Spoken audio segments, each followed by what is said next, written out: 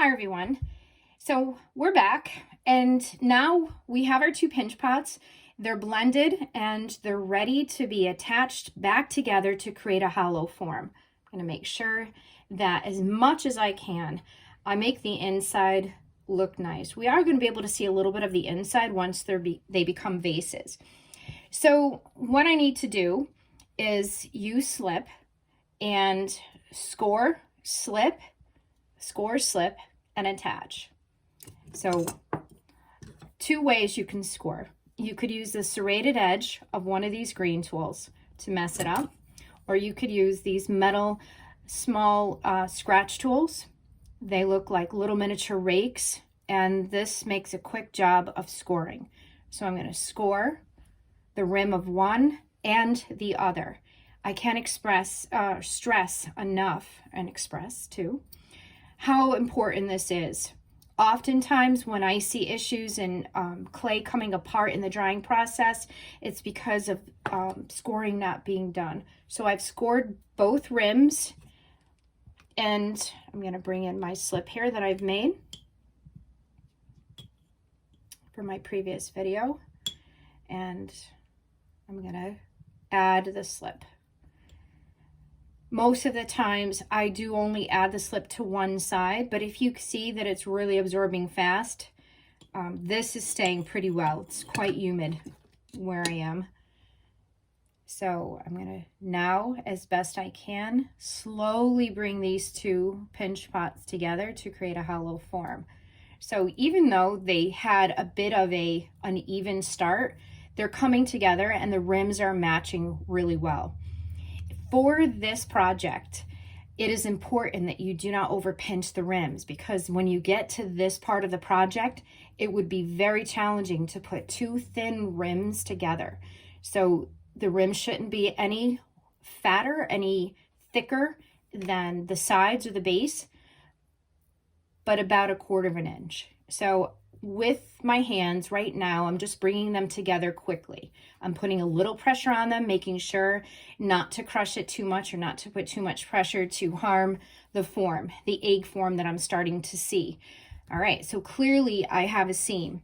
So what I need to do, I can use this rake tool, or I can use the serrated edge of the green tool, which I like both.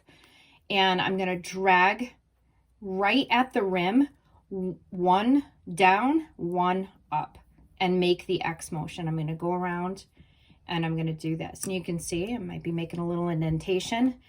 The air trapped inside of this egg right now is working to my advantage, because when I put this pressure on, it's not going anywhere.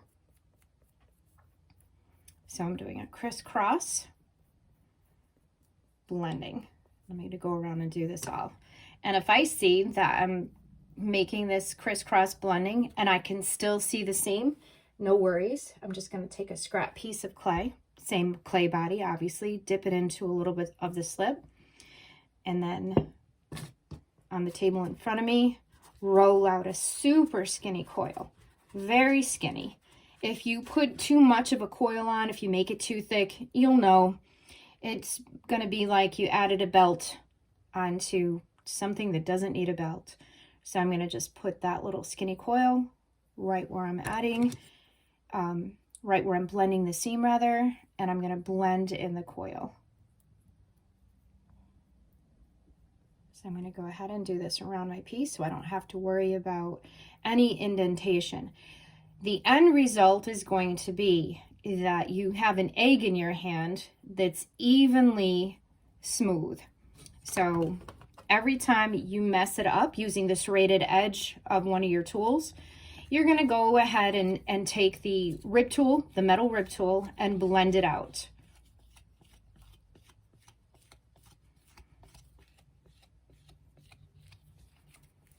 And you have to do the whole seam all around the entire egg piece.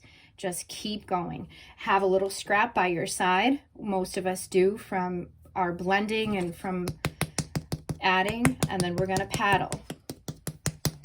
Okay, so I have one here.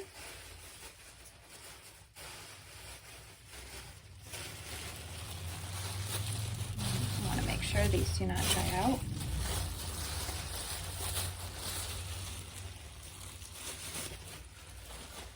So all the sides are blended.